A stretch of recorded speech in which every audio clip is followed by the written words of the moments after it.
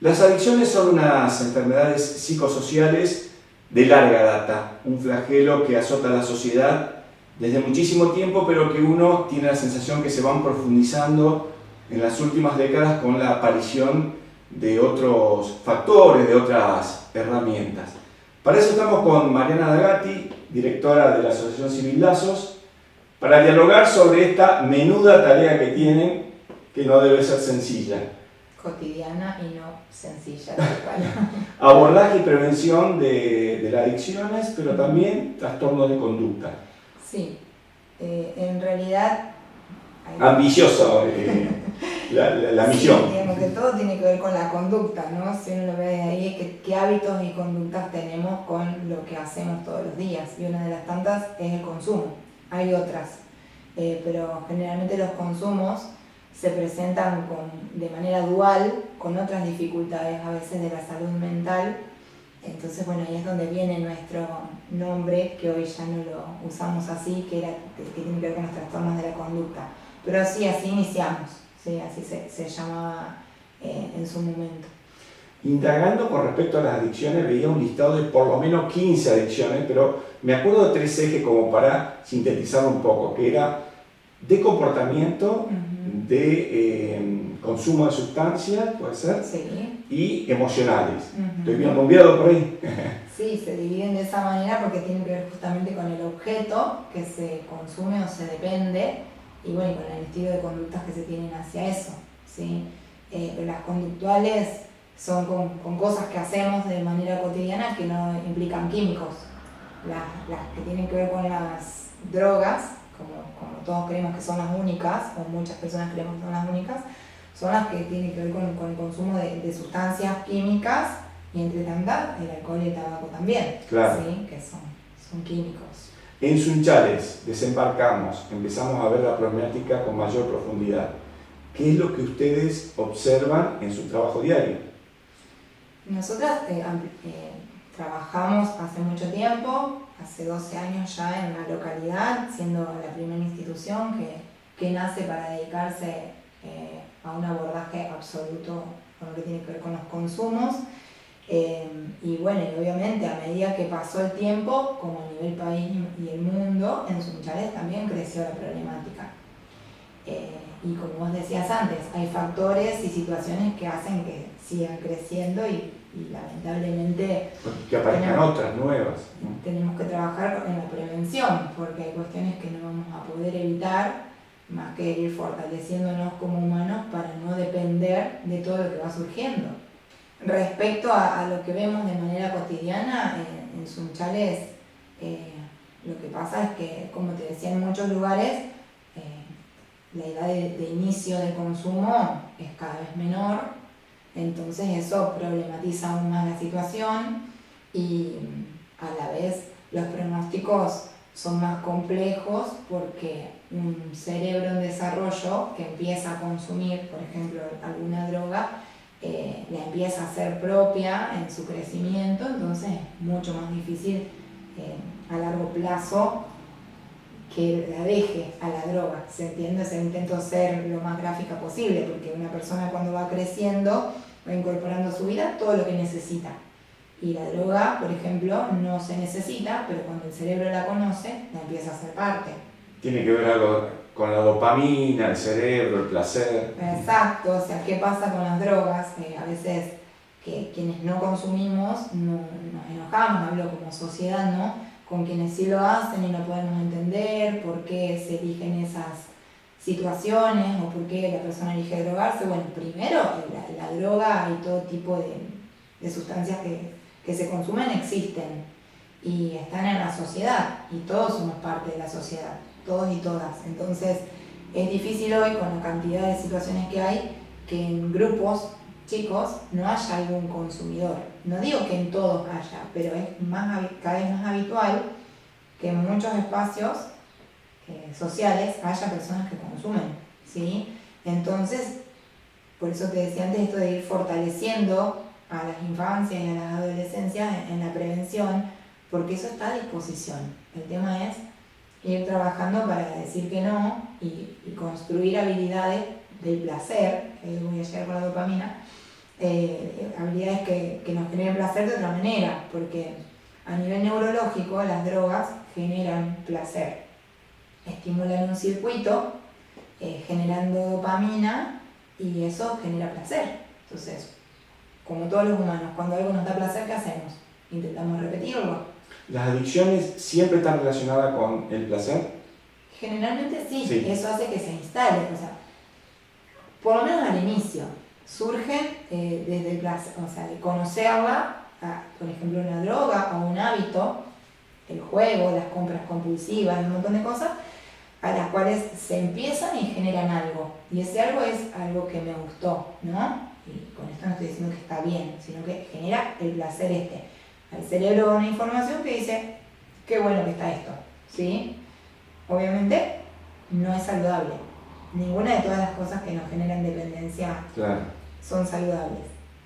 Pero por ejemplo la droga estimula el circuito este que te digo de recompensa que se llama en el sistema nervioso, y lo que hace es mostrar al cerebro la cantidad de dopamina que te genera, lo bien que te hace estar, y lo digo entre comillas porque no es bueno lo que genera. Entonces el cerebro empieza a volver a repetir, entonces te vuelve a decir otra vez, che, ¿te acordás que esto está bueno? ¿No? Entonces ahí empieza y se repite. Depende de qué se consume, hay más o menos frecuencia en el hábito, ¿sí? No sé si crees que especifique algo de eso. Yo infiero desde tu charla, que es lo que me interesaría ahora, es que hay como una franja etaria bastante bien limitada, y que hay una sustancia que serían las drogas. La problemática que más trabajan ustedes, ¿está bien? Sí, en ASOS trabajamos con el consumo problemático de drogas, y dentro de drogas implica drogas ilegales y legales. O sea, depende de la franja etaria, como vos bien decís, estamos atravesados por la cultura y por un montón de situaciones sociales, entonces tenemos diferentes grupos. Hay grupos de personas adultas que asisten a ASOS y la mayoría de ellas tienen problemas con el consumo de alcohol. Bien.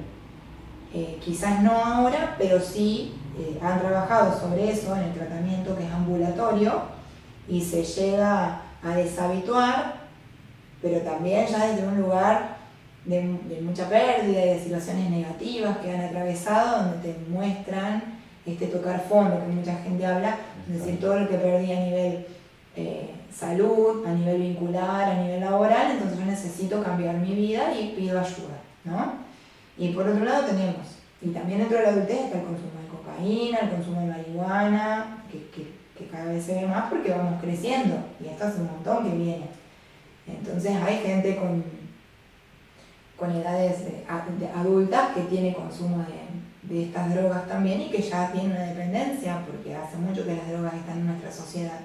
Que te hablo de la cocaína y la marihuana también, entre tantas más, ¿no? El consumo de psicofármacos, que también obviamente hace que las personas acudan a ellos, si bien son medicamentos, cumplen esa función siempre y cuando te las dé un profesional, estén sugeridas por un profesional de la medicina.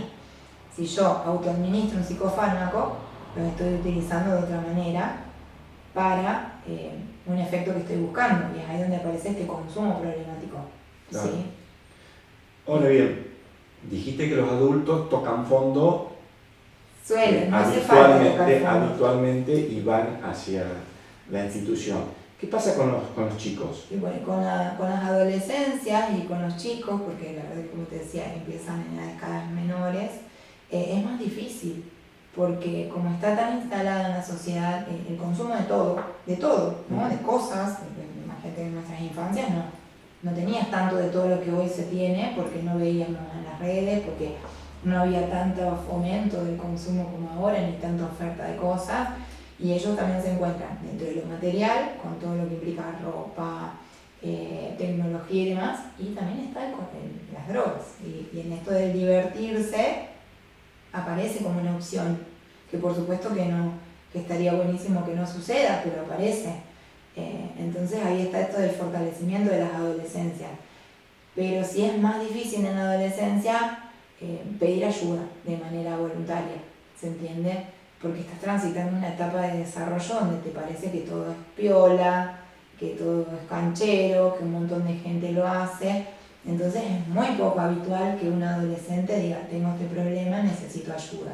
Imagino que a eso se le suma quizás a veces un vínculo familiar que no es tan fuerte, porque digo que si hay una familia detrás responsable, probablemente ayude. El tema es que en muchas ocasiones ese vínculo familiar no está. Sí, no siempre. Como te decía, hoy es tan amplio y son tantas las familias, como bien vos decís, y las situaciones, que hay de todo. O sea, el consumo de drogas se acentúa porque se oculta y se miente.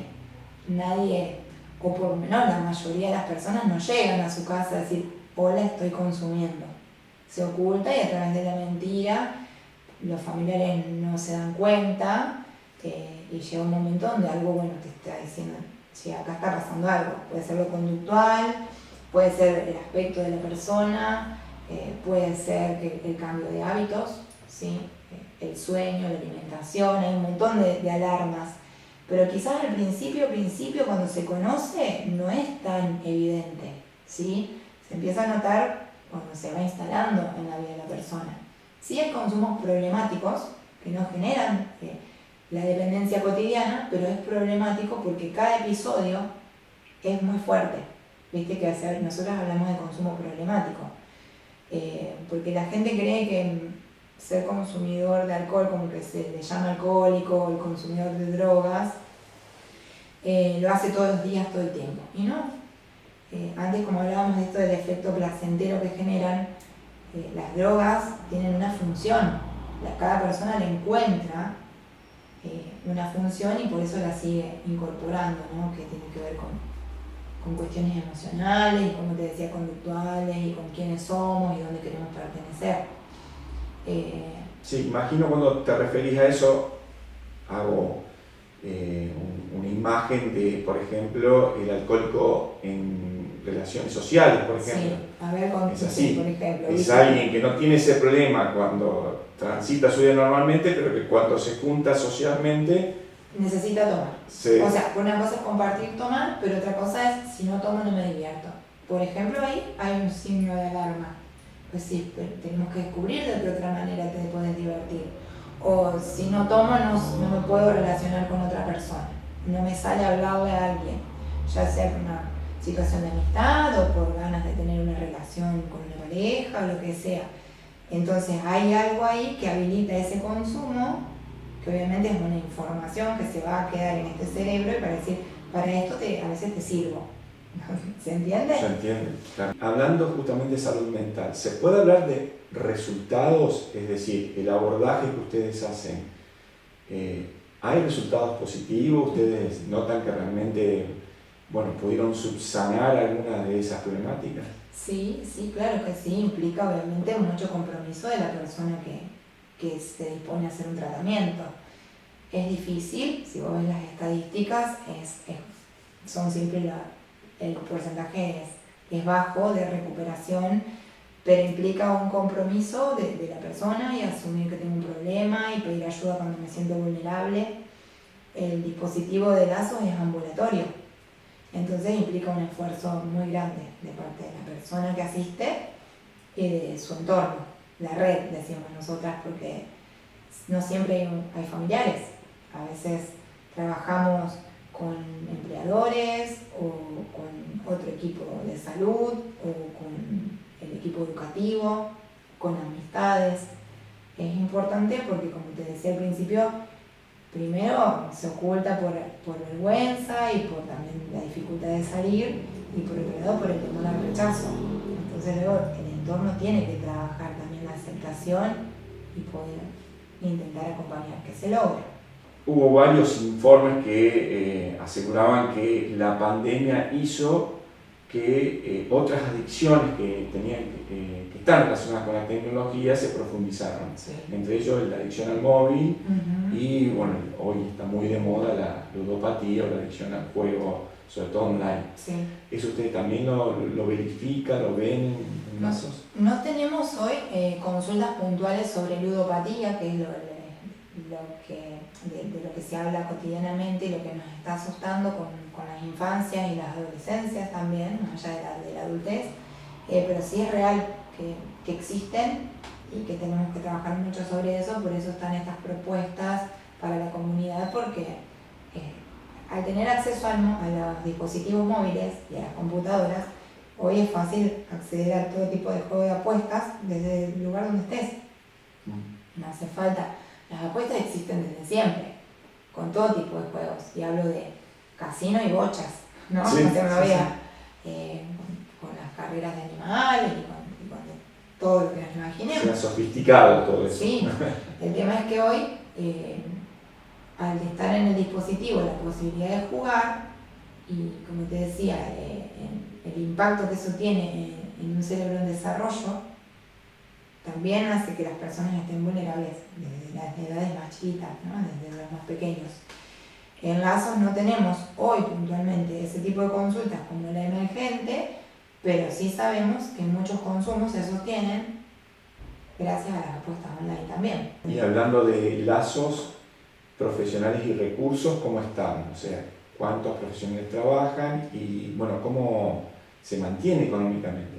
Bien, bueno, Lazos hace 12 años que está en nuestra localidad, fue creciendo de a poco, de acuerdo a la demanda local. Siempre decimos, fuimos diseñando un ambulatorio que antes funcionaba 2 veces a la semana y hoy tiene una modalidad diaria, con muchos talleres y grupos terapéuticos, y está conformada por 9 personas en el equipo, y tenemos psicólogas, trabajadora social, terapistas ocupacionales, profesor de actividad física y un especialista en gastronomía. Ellos están en los talleres. El profe da actividad física, el otro profe da cocina. Cada vez esos talleres son coordinados por una compañera que es terapista ocupacional, que puede ir considerando las particularidades de cada persona en cuanto a esto. Después también tenemos talleres de arte, y como te decía antes, las actividades terapéuticas que son grupales, individuales y familiares. ¿Y eso van a una sola franja etaria o realmente...? No, es súper heterogénea la franja etaria, la condición económica. Si bien se realiza la admisión para evaluar toda la situación de la persona, no es excluyente que la persona no pueda pagar su tratamiento. No hay una sola persona que no haya podido ir a la institución por no poder pagar su tratamiento. Y vos me preguntabas de qué se solventa, y bueno, se trabaja con entidades de la municipalidad, nos hace un aporte, tenemos una cantidad de socios, de asociados que también hacen su aporte mensual, y un aporte a nivel provincial que tiene que ver con la agencia APRECOD, que es como el CDNR a nivel provincial. Y bueno, obviamente que quien puede aportar para pagar su tratamiento es favorable, porque obviamente la institución lo necesita.